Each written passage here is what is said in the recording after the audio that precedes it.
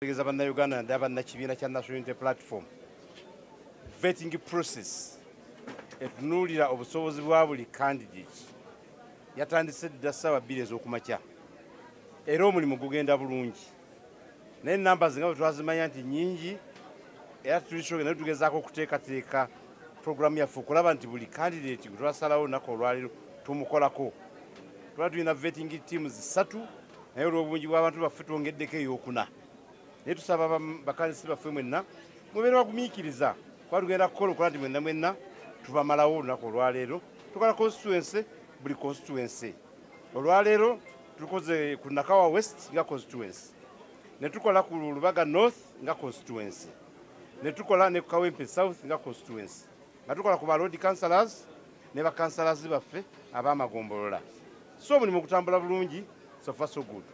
Kwa tuli mbibuuzo kati bikwajja buli atudde ebibuuzo olwaleero tulinga bwe tukola ebigezo byaffe ebya Uganda National Examinations Board. Bw'okola pepa olwaleero ne bagisiiringa tomanyirawo awo naye bakuwa date ne bafulumya evudde mu lupapula. Ba members abasaba bali mu kutuula pepa yaabwe, sofa bagenda bulungi bawandiika bulungi exam kusaffe kye tulaba.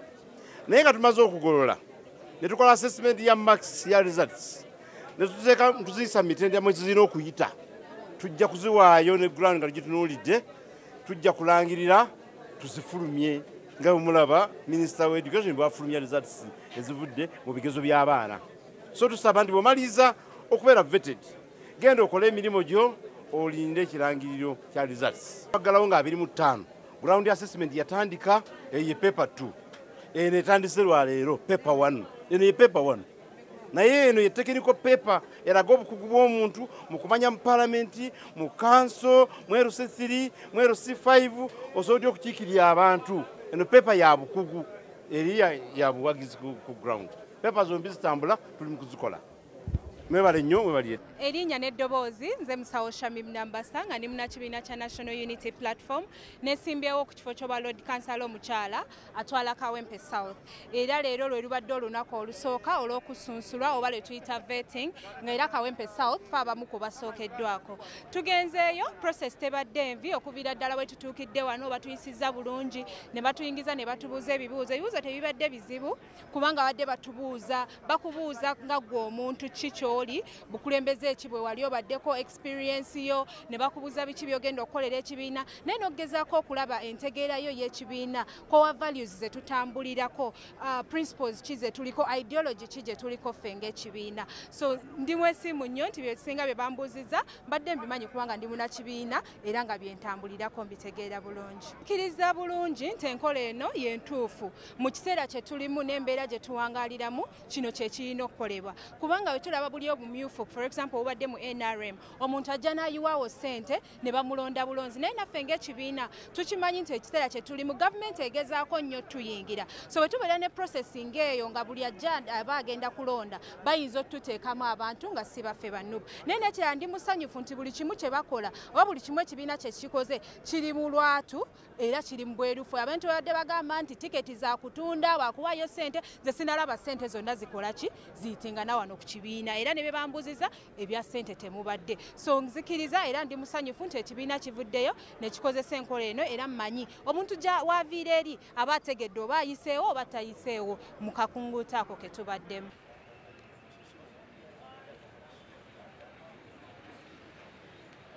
Enteekateeka nga bwe twagamba bannayuganda nti okusinziira ku ssemateeka waffe wa 2004 eno process eri mu ssemateeka butya bwe tufuna oyo agenda okwata bendera y'ekibiina. Wakati mu kuvuganya okw'abantu abangi okuva ebule n'ebweya kyabadde kyetaagisa okugoyinga through process eno abantu bajje bayite mu kakungunta. Akakungunta kano katunuulira omuntu ng'ogyeko abantu be bakulowoozaako, kakutunuulira gwe ng'omuntu oyimiridde ku nsonga z'ekibiina, okkiririza mu kibiina, obadde otambula n'ekibiina, oli wa bikolwa nga bwe twogera nti tukulabira ku bikolwa byo, ekibiina okirinako obwagazi, biki by'olowooza bye kirina okukola, eba interaction ku kibiina kyo ky'okkiririzaamu. So sirowooza nti ekyo kyandibadde n'obuzibu. Era eyo mu kumanya ekibiina kyo n'okumanya obuvunaanyizibwa bw'abantu baffe abanyigirizibwa n'obuvunaanyizibwa bw'osaba okwetikka. Ovaayo ne makisi ameka? 4. Bw'ovaayo 8 olwo ate ne tugenda mu bantu, kubanga ffe twesigamye ku maanyi gaki g'abantu. Amaanyi g'abantu ne galeeta makisi 6.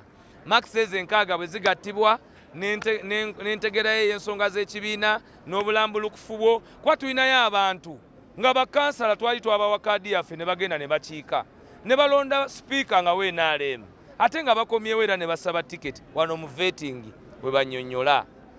Tulinayo abantu abagenda eggaluga be mubadde nga mutubuuza ebbanga lyonna twabalindira mu koona wano mu vetting. Tulina ab'NRM nga baatandika okukolagana n'ab'NRM ng'era abantu babamanyi, tubalinze mu vetting.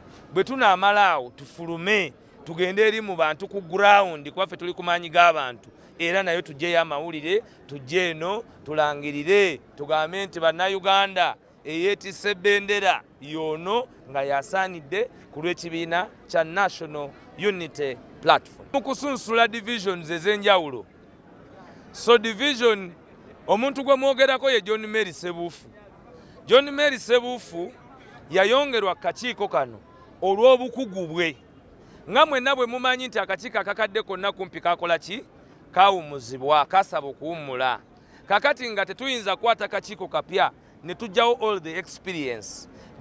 John Mary Ssebuufu yeesimbyewo ku kifo eki kya bwakansala eri Kyanja sayidi eyo Nakawa West gye yeesimbye. Naye wano waliwo process erimu ababaka ba parliament, erimu ba lord mayor, erimu ba mayor. So tayinza kubanga kali akafo akamu kagenda ku influencinga byonna. Ekyokubiri kyenyinza okukumya bannayuganda, eno system eri mu kugobererwa si ya John Mary Ssebuufu oba abakakiiko. System ya kibiina egobererwa Kampala, egobererwa Jinja, egobererwa Masaka, egobererwa Arua, egobererwa Mbarara. It is a system.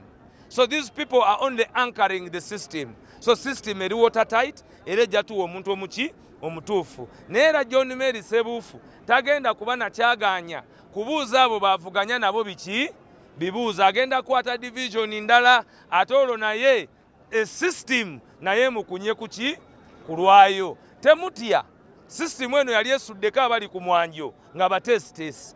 Sandyagadde kwogera mannya gaabwe, ne mumanyi ekisanja ekiwedde nti twalina abantu ab'oku mwanjo nga bali ku mwanjo ddala, naye system ne bakola ki? Ne basesema. Tuli ku system, si ku bantu. Abantu only bavuga system. So eno process, it is a system, era system twagikakasizza eri watertight, egenda kutuwa abo bakola ki?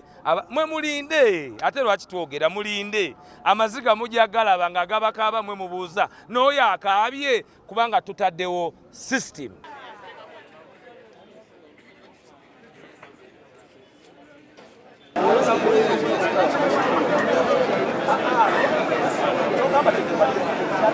My name's Sanya Boniface.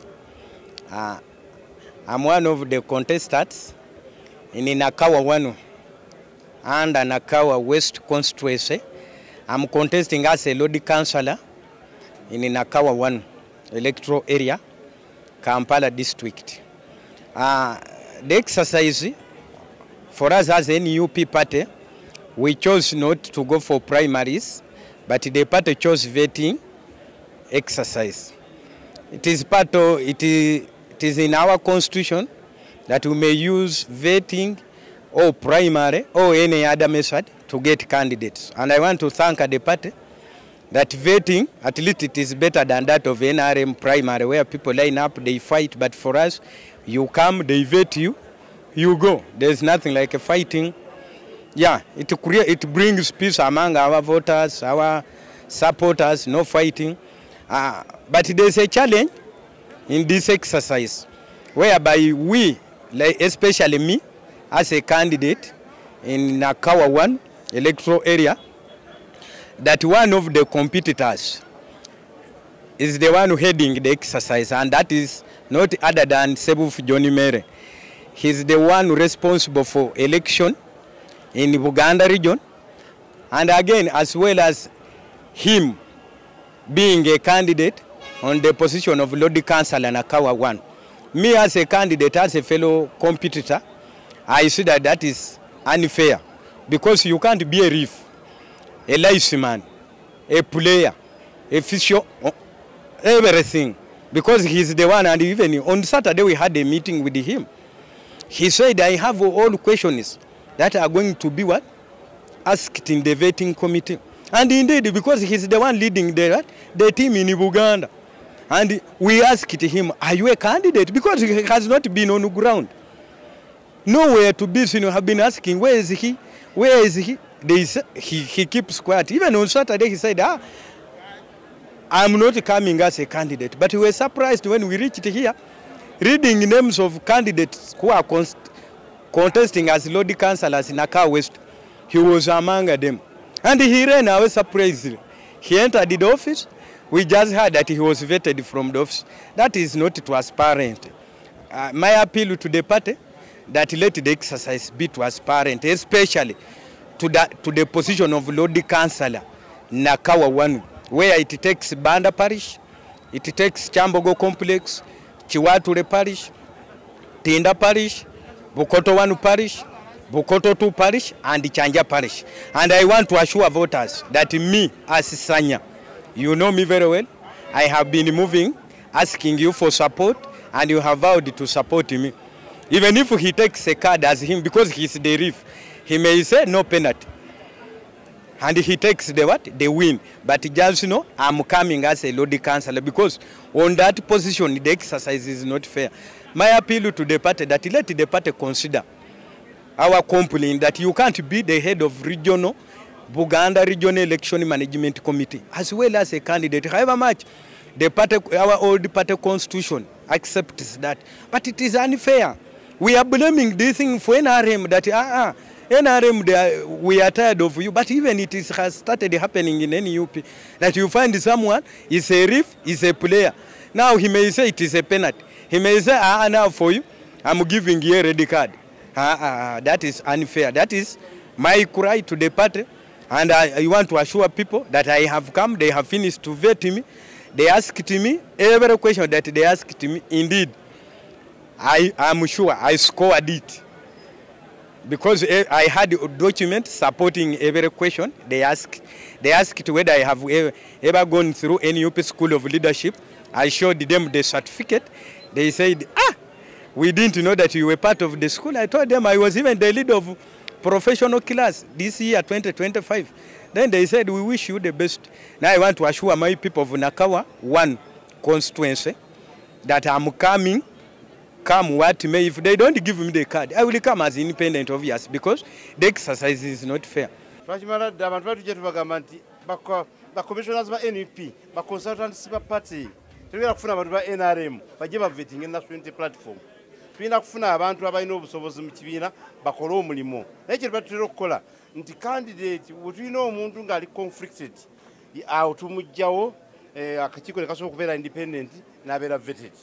For example, vice chairperson waffe yejjeeko nga bavettinga omu ku ba Lord Councillors naga nyina conflict wano. Bwe tukola tuli very, very transparent ku nsonga eno ate nabenkanya. Mukusunsula divisions ez'enjawulo. So division omuntu gwe mwogerako ye John Mary Sebuufu. John Mary Sebuufu yayongerwa kakiiko kano olw'obukugu bwe.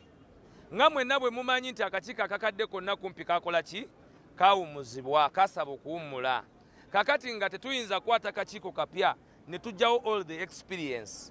John Mary Sebuufu yesimbyewo ku kifo eki kya bwakansala eri Chanja side ye Nakawa West gye yesimbye. Naye wano waliwo process erimu ababaka ba parliament, erimu ba Lord Mayor, erimu ba Mayor. So tayinza kubanga kali akafo akamu kagenda ku influencinga byonna. Ekyokubiri kyenyinza okumya bannayuganda, eno system eri mu kugobererwa si ya John Mary Sebuufu oba abakakiiko. System ya kibiina egobererwa Kampala, egobererwa Jinja, egobererwa Masaka, egobererwa Arua, egobererwa Mbarara. It is a system. So these people are only anchoring the system. So system eri watertight, erejja tuwa omuntu omuki omutuufu. Neera John Mary Sebuufu tagenda kuba na kyaganya kubuuza abo bavuganya nabo biki bibuuza. Agenda kwata division ndala ate olwo naye a system naye mukunye kuki kulwayo temutya sisitimu eno yali esuddeko abali ku mwanjo nga batesitesi sandyagadde kwogera mannya gaabwe naye mumanyi ekisanja ekiwedde nti twalina abantu ab'oku mwanjo nga bali ku mwanjo ddala naye sisitimu ne bakola ki ne basesema tuli ku system si ku bantu abantu only bavuga system so eno process it is a system era system twagikakasizza eri watertight egenda kutuwa abo abakola ki mwe mulinde ate lwaki twogera mulinde amaziga mujagalaba nga gabakaaba mwe mubuuza n'oyo akaabye kubanga tutaddewo system.